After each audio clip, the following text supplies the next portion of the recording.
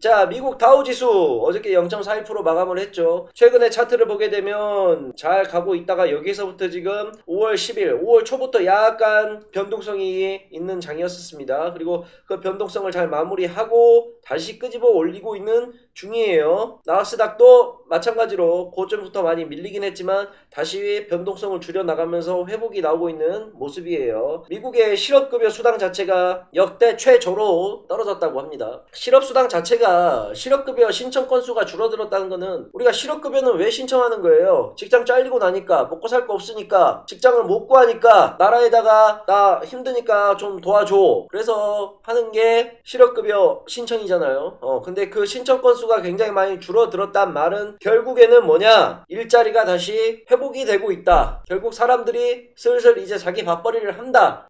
라고 해석이 된다는 겁니다. 근데 그 실업급여 청구 건수가 역대 최저로 떨어졌다고 합니다. 그 말은 즉슨 경기 회복이 굉장히 빠른 속도로 이루어지고 있다라고 우리가 볼 수가 있는 거예요. 자, 그동안 미국의 이 증시가 하락이 됐을 때 항상 이야기를 드리는 건데 이때 하락이 나왔던 미 증시 자체가 이렇게 하락이 나왔었던 가장 큰 이유는 그때 뭐였다고 제가 얘기를 드렸죠? 바로 인플레이션 관련된 문제 때문에 나온 거라고 했습니다. 자, 근데 제가 이때 하락이 나올 때도 분명히 얘기를 드렸어요. 인플레이션이라는 거는 결국 당연하게 나올 수밖에 없는 거다. 우리가 항상 시장에서 볼 때 가장 중요한 거는 예상 가능한 것과 예상하지 못한 것, 이 두 가지를 나눠서 봐야 된다고 했습니다. 예상 가능한 범위 내에서 날라오는 펀치나 악재는 충격은 있겠지만 충격이 최소화가 된다는 겁니다. 결국에는 인플레이션이라는 문제를 우리는 언제부터 알고 있었어요? 아, 코로나가 끝나게 되면 인플레이션이 당연히 나올 수밖에 없겠구나. 왜 나올 수밖에 없겠느냐? 코로나19 때문에 세계 경제 자체가 무너져 버리니까 나라에서 돈을 어마어마하게 풀었잖아요. 그러면 그 돈이 많이 풀렸으니까 지폐도 많이 찍어내고 돈도 많이 풀어냈으니까 그거를 회수를 해야 된단 말입니다. 그러면 회수를 할 수 있는 가장 좋은 방법이 뭐야? 금리 인상이에요. 이자 높게 받는 거. 그러면 당연히 시장에 인플레이션이 발생을 할 수밖에 없는 거죠. 그건 우리가 이미 예상 가능했던 일이기 때문에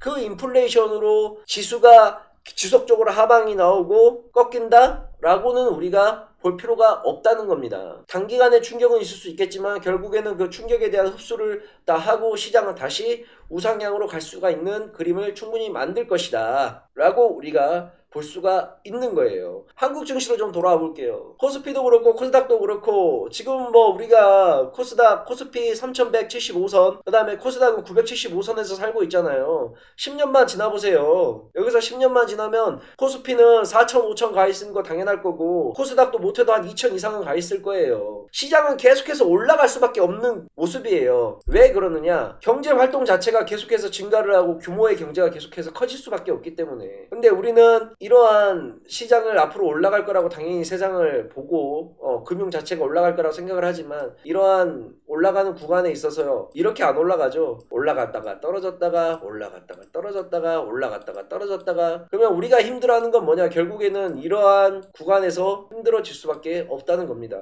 이렇게 하락 구간이 나올 때마다. 근데 이러한 하락 구간은 우리가 감내를 해야 되는 거예요. 365일 우리가 주식시장에서 올라가기만을 기다릴 수는 없는 겁니다. 자, 어찌됐건 인플레이션은 하이퍼 인플레이션이 발생하지 않는 이상 그리고 현재 구간에서 하이퍼 인플레이션이 나올 수도 없어요. 완전 고차원의 인플레이션이 나올 수도 없고 미국에서 자꾸 이야기하는 게 테이퍼링 관련해서 이야기를 합니다. 여러분들도 좀 경제 용어 정도는 하나 알아두셔야 돼요. 테이퍼링이라고 요즘 많이 나오는데 테이퍼링이란 건 뭐냐면 테이퍼링에 대해서 좀 알아야 되는데 시장의 인플레이션을 하이퍼 인플레이션이 발생하지 않게 하기 위해서 미국도 그렇고 미국에서 취하는 금융정책이 뭐냐면 바로 금리 인상인데 이 금리 인상을 한꺼번에 확 진행시키는 것이 아니라 테이퍼링으로 한다는 거예요. 테이퍼링이라는 건 뭐냐면 여기 보시게 되면 테이퍼링이라고 있는데 경기 침체기에 경기 회복을 위하여 썼던 각종 완화 정책과 과잉 공급된 유동성을 결국은 작년에 코로나 때문에 과잉 공급됐죠. 유동성 자체가 이게 유식한 말로 과잉 공급된 유동성이라고 하는데 쉬운 말로 바꾸면 뭐예요? 돈 많이 찍어내고 돈 많이 풀었다는 소리예요. 이게 경제에 큰 부작용이 생기지 않도록 서서히 거두어 들이는 전략. 여기서 중요한 게 뭐다? 바로 서서히 거두어 들이는 전략.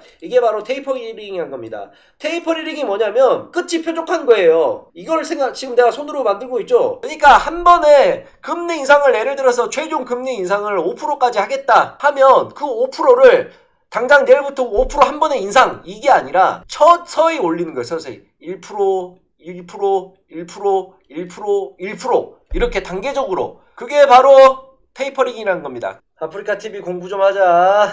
왜 아프리카 TV를 공부를 해야 될까? 한국에서 유튜브를 잡을 수 있는 유일한 플랫폼이라고 생각을 하는 게 바로 이제 아프리카 TV죠. 여러분들도 알다시피 뭐 대유튜브의 시대에서 살고 있습니다. 뭐 우리 일상생활에서 유튜브를 손에서 띈다는 거는 이제 거의 생각이 안 들죠. 대한민국은 네이버 천하에서 유튜브 천하로 넘어간 것 같습니다. 근데 이 유튜브를 대항할 수 있는 대한민국의 유일무이한 콘텐츠 플랫폼이 네이버냐? 아니죠. 카카오냐? 아니죠. 뭡니까? 바로 아프리카 TV. 예전에는 유튜브와 아프리카 TV가 서로 VS 구도였었으면 이제는 VS 구도가 아니라 같이 상생하는 개념으로 넘어갔습니다. 아프리카 TV 하는 친구들이 유튜브를 하고 유튜브 하는 친구들도 아프리카 TV를 하다 보니 시청자들이 우르르 우르르 우르르 우르르 가게 되는 모습이 나올 수밖에 없죠. 그래서 늘 그렇지만 기업에 대한 비전, 기업에 대한 재무 같이 맞아떨어지게 되면 금상첨화다. 다만 조금 아쉬운 게 뭐냐?